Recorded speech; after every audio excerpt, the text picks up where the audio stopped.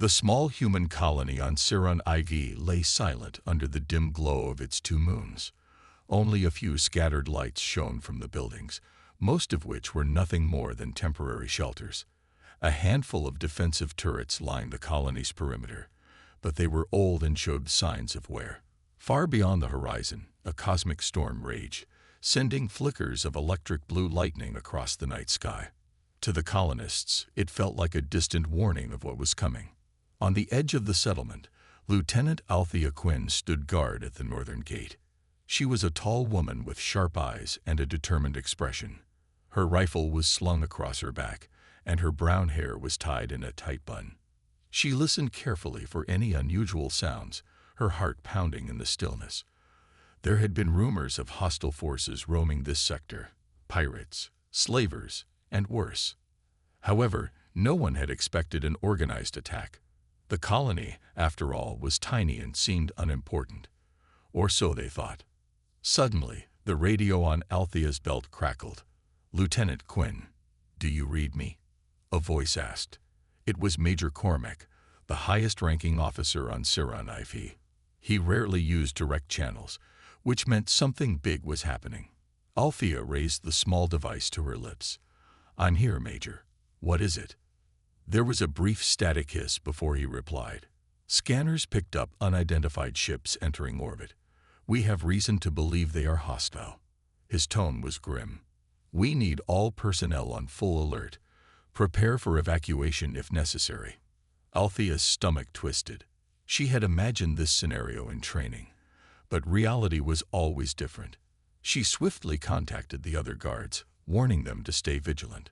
Then she looked beyond the gate, where only darkness and sand dunes stretched for miles. Within minutes, searchlights powered on around the colony, illuminating the perimeter.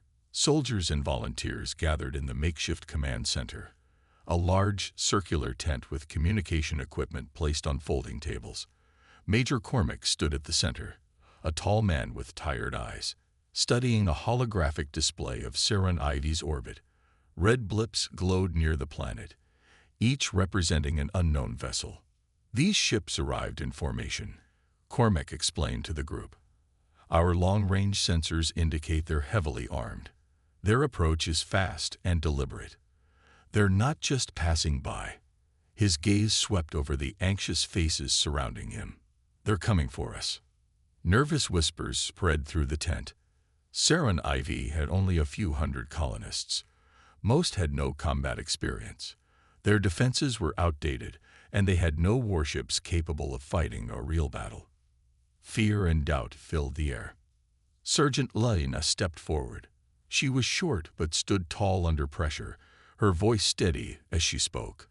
"Major, we do have one option. Sending out a wide-range distress signal. It's possible the Deathworlders Fleet might hear it." At these words, the entire group fell silent.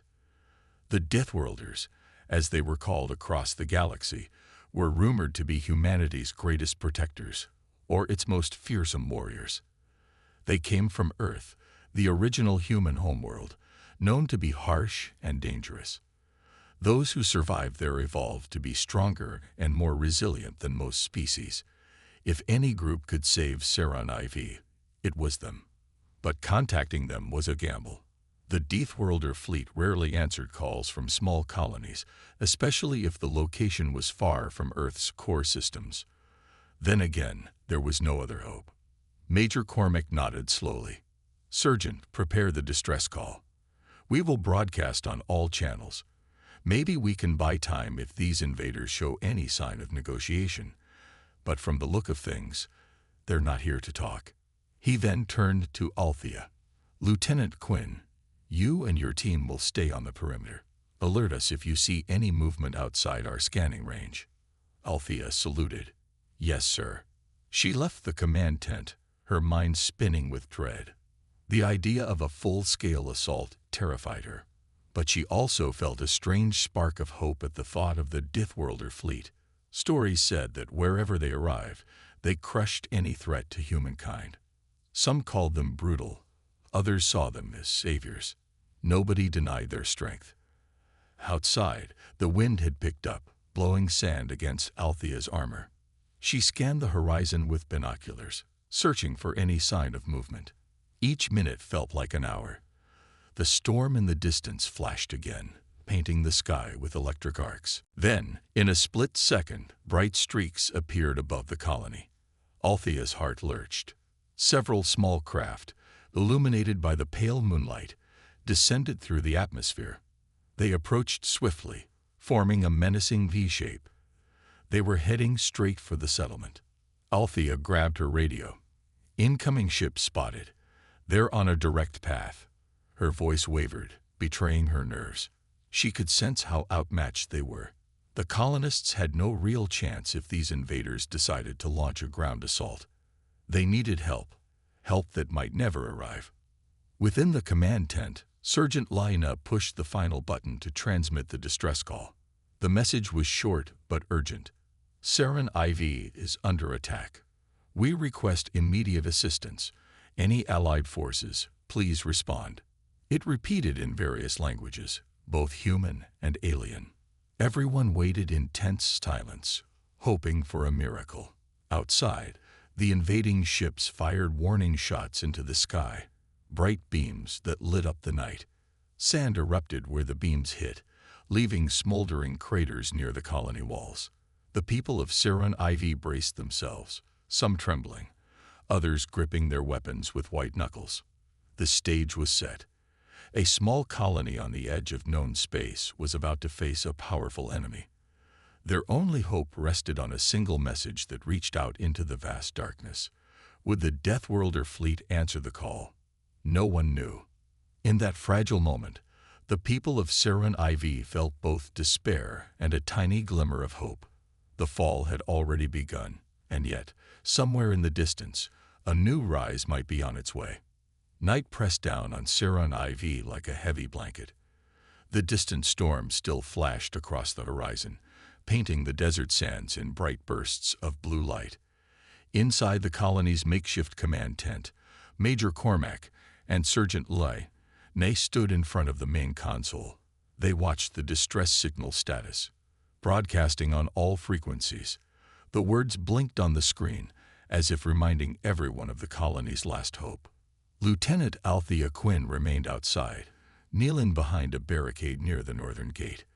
A few other colonists crouched beside her, clutching old rifles and pulse weapons. None of them had much combat training. Farmers, engineers, even a teacher among them. Althea could hear their shaky breathing in the darkness, each person trying to be brave. In the sky above, the unidentified invaders circled. Their ships cast eerie shadows on the desert floor. Suddenly, one of the ships fired a warning shot that soared overhead. The blazing beam exploded in the distance, causing the ground to tremble. Sand and debris flew into the air, settling again a few moments later. Althea felt sweat drip down her forehead. She whispered into her radio, "Major, they're toying with us. We need to do something." Major Cormac's voice came back, calm but tense. "Hold your ground, Lieutenant. We don't have the resources for a full fight. Let's see if they make contact." The static ended. Althea glanced at the other colonists. Their eyes were wide with fear. She gave them a small nod. "Stay focused," she said softly. "We hold this line as long as we can." Inside the command tent, a sudden beep startled Lina. She checked the console and leaned in closer. "Sir," she said to Cormac, "we're getting interference. Possibly a jamming signal from the enemy ships." Cormac's jaw tightened. "They're cutting off our communications. Try rotating frequencies. Keep the distress call going as long as possible." He paused, looking at the screen. "I want every able fighter at the perimeter. We need to prepare for a ground assault." Lina nodded and rushed to follow his orders. Meanwhile, the Major stared at the flickering console, silently praying that at least part of the message had slipped through enemy interference. If the Deathworlders Fleet was out there, he hoped they would arrive before it was too late. Out on the dusty plains, a group of enemy skimmers, a type of hovering assault craft, began moving toward the colony. Their dark silhouettes glided quickly over the sand, sending small clouds swirling behind them. Althea's eyes widened. "They're coming in," she shouted, speaking into her radio. From the command tent, Major Cormac's voice crackled. "Stand by. We'll open with the perimeter turrets to slow them down." Moments later, the old defensive turrets whirred to life. Their aging barrels rotated and fired bolts of blue energy into the night. The blast streaked across the darkness, creating brief flashes of light. However, most of the shots missed or fizzled out, showing how outdated the weapons were. A few of the enemy skimmers, surprised by the sudden attack, veered away. Two others continued forward, undeterred. Althea and her small squad rose from behind their barricades and opened fire with handheld pulse rifles. Their shots hammered against the skimmer's shields, causing bright sparks. One skimmer took a direct hit to its front panel, spun out of control, and crashed into the sand, sending up a plume of dust. A small victory, but the rest of the invaders kept advancing. The enemy soldiers, hidden behind dark masks, jumped off the intact skimmer. They fired back at Althea's position with rapid beams of energy. One colonist cried out as he was hit in the arm. Another screamed and ducked, barely avoiding a fatal blast. Althea dove to the side, her heart pounding like a drum. She clutched her rifle, teeth gritted, and returned fire. At that moment, the ground shook again.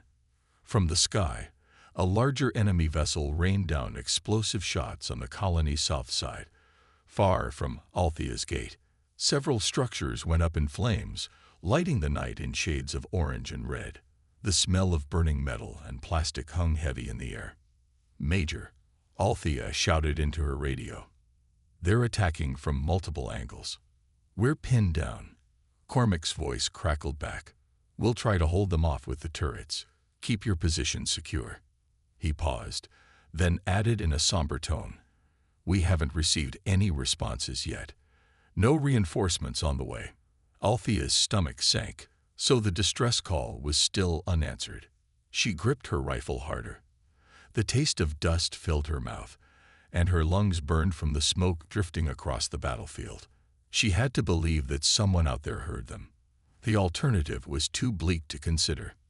Meanwhile, far away in the darkness of space, in a sector known for deadly meteor showers and swirling cosmic storms, a small flotilla of heavily armed battleships drifted near the edge of a red star.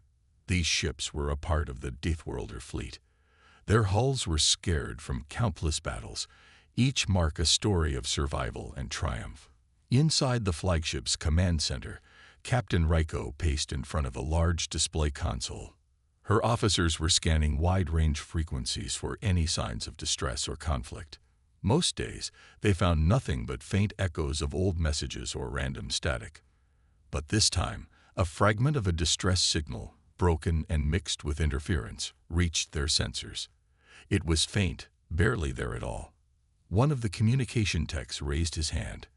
"Captain, I have a partial message. Coordinates suggest a small colony, Ceron IV." Captain Ryko paused. "Let me hear it." The tech played the broken audio. Words crackled through the speakers. "Ceron IV. Under attack. Request immediate assistance." The message cut off, replaced by harsh static. Ryko closed her eyes for a moment. She recognized the desperation in that voice. "Lock onto those coordinates," she ordered. "Prepare the fleet to move. If we can help those people, we will." Her tone left no room for doubt. The Deathworlders did not ignore pleas for help, at least not when they could reach the source in time. Back on Ceron IV, the colony's defenses buckled under the relentless assault. Fires spread across the settlement, turning the night into a harsh landscape of smoke and flames. Civilians scrambled to find shelter, while the few trained fighters did their best to hold back the invaders. Major Cormac directed the final line of defense from the command tent, his face etched with worry. Sergeant Lina typed furiously, switching frequencies, trying everything to punch the distress call through the enemy's jamming signals. At the northern gate, Althea Quinn fired round after round. She and her team managed to push back the enemy soldiers near their crashed skimmer, but more reinforcements were coming. The continuous roar of ships overhead, combined with the flash of energy beams, created a chaotic battleground. Through it all, Althea clung to a single hope: the Deathworlders fleet might arrive. Just then, her radio crackled faintly. She couldn't tell if it was static or a distant voice. She pressed the radio closer to her ear, heart racing. Was that a sign they had been heard? She didn't know, but she refused to give up. The colony would stand as long as possible. Until there was truly no chance left, they would fight. A flicker of hope was all they had, but sometimes a flicker was enough to spark a raging fire. Only time would tell if that spark would turn into the rescue they so desperately needed. Ceron IV's night blazed with flames as the invaders closed in. Explosions rocked the colony's makeshift walls. Sand coated everything, swirling in thick clouds under the harsh lights of enemy skimmers. Huddled behind a shattered barricade, Lieutenant Althea Quinn tried to steady her shaky breath. Her pulse rifle's battery was almost empty, and sweat ran down her temple. Beside her, two colonists clutched their weapons, eyes darting around in panic. Through the smoky gloom, Althea saw 3 more enemy vessels landing near the colony center. Their engines roared like giant beasts, kicking up swirls of dust. The sight made her heart sink. There were too many of them. She spoke into her radio, though her voice trembled. "Major, we're being overrun. Our defenses can't hold much longer." Inside the burning command tent, Major Cormac and Sergeant Althea struggled with the faulty communications gear. The jamming signal grew stronger. The screens flickered, and half the consoles were offline due to power surges. Cormac's normally calm eyes were filled with fatigue and worry. "Lieutenant," he answered, voice cracking through the static, "we have no choice but to fall back. Protect as many civilians as you can. We'll regroup in the maintenance tunnels under the colony." "Maybe." Before he could finish, a huge explosion tore through the eastern side of the settlement. The shockwave knocked over tables, scattering equipment. Flames rushed in, forcing Cormac and Althea to shield their faces. They had to evacuate. The command tent was no longer safe. Outside, the enemy forced the perimeter gates open, flooding the settlement with masked soldiers. Their heavy boots clanked against broken metal plates on the ground. Sparks flew from damaged wiring in the street lamps overhead. Civilians ran for cover, some screaming for help, others silent with fear. Althea and her small team retreated step by step, firing at the invaders. Each shot chipped away at the enemy's armor, but it was never enough. Just when all hope seemed lost, a sudden light appeared in the sky, bright, piercing, and unfamiliar. The clouds shifted as if parted by a mighty force. Then came the thunder of massive engines, an echo that shook the air more than any explosion before. High above Ceron IV, a new fleet dropped from faster-than-light travel. Giant warships with thick, scarred hulls and powerful thrusters moved into orbit. Their designs were distinctly human, but more advanced, more intimidating.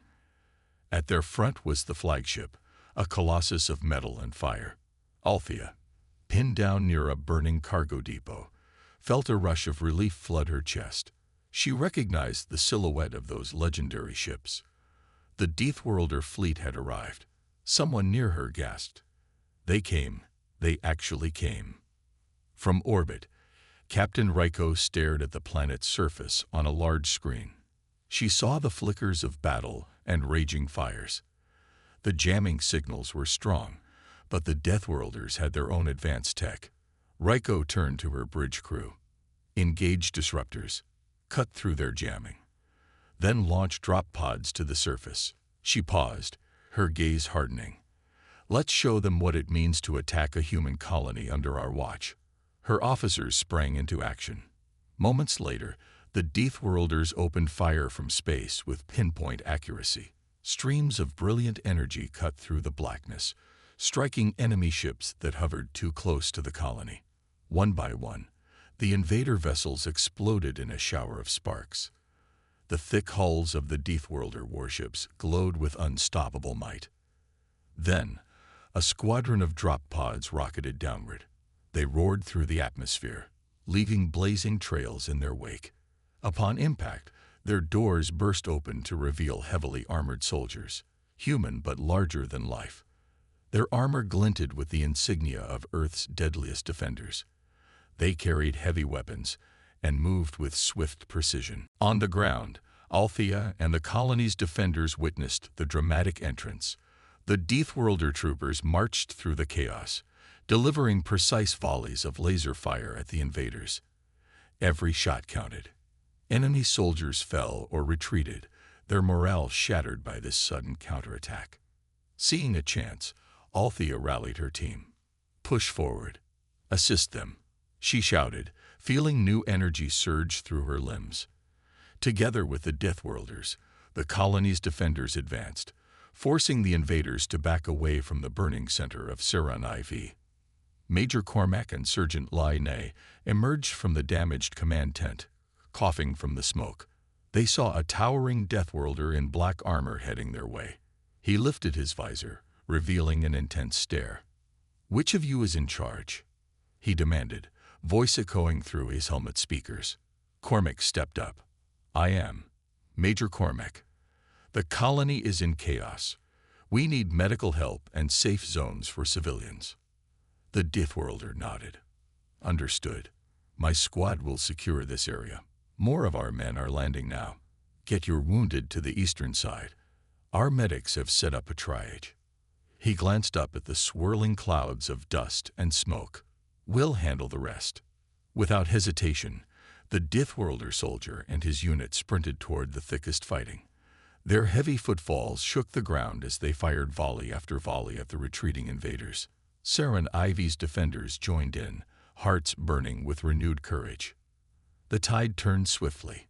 Trapped between the colony's desperate resistance and the Deathworlders' overwhelming firepower, the remaining enemy forces attempted to flee. Some tried to launch their ships back into orbit, only to be destroyed by the waiting Deathworlder fleet above. Others surrendered, dropping their weapons and falling to their knees in the scorched sand. Within a matter of hours, the battle was over. When the dust finally settled, the colony stood battered but not broken. Flames still flickered across a few buildings and smoke hung in the air. Yet there was a palpable sense of relief, an understanding that hope had triumphed over despair. Althea leaned against a half-collapsed wall, her rifle limp in her hands. She stared at the Deathworlder ships in the sky, feeling a surge of gratitude. Captain Ryko later arrived on the surface with the command team, greeting Major Cormac and Sergeant Althea. "Our engineers will help rebuild, and we have supplies to share," she said. Her gaze wandered over the ruined streets. "I'm sorry we couldn't get here sooner. Your distress call was jammed. We only caught fragments." Cormac's eyes brimmed with tears he wouldn't let fall. "You came, Captain. That's all that matters." Althea approached, lifting the shaky hand in salute. "Lieutenant Althea Quinn," she said, voice raw from shouting over the roar of battle. "Thank you for saving us. You have no idea what this means." Ryko offered a small smile. "I think I do. The Deathworlders were once in your position many times, outnumbered, fighting for survival. It's why we never ignore a call for help, no matter how faint." As dawn broke over Ceron IV, a soft golden light spread across the sand dunes. Rescue crews worked to extinguish fires and care for the injured. The Deathworlder fleet hovered in the sky like silent guardians. Survivors emerged from hiding places, relief evident on their tired faces. Slowly but surely, the colony found its footing again. In the days that followed, stories of the Deathworlder intervention spread to neighboring systems.